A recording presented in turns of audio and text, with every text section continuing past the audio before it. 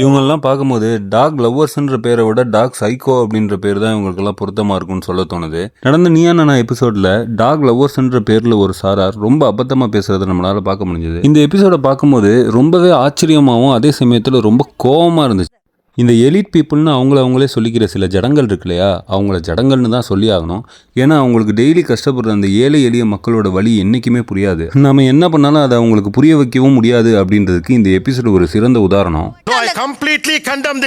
பெரும்பாலும் இந்த எலிட்னு சொல்லிக்கிற மக்கள்லாம் சேஃப் ஜோன்ல இருந்தா இந்த திருநாய்க்களையே டீல் பண்றாங்க. கோபி சொல்ற மாதிரி பணக்காரங்களை விட நடுத்தர மக்கள் தான் இதுல ரொம்ப பாதிக்கப்படுறாங்க. இதுல ஒரு அம்மா சொல்லுது, நாயோட மலத்தை அள்ளுறதுக்கு தனியா ஒரு ஆள் போடணுமா?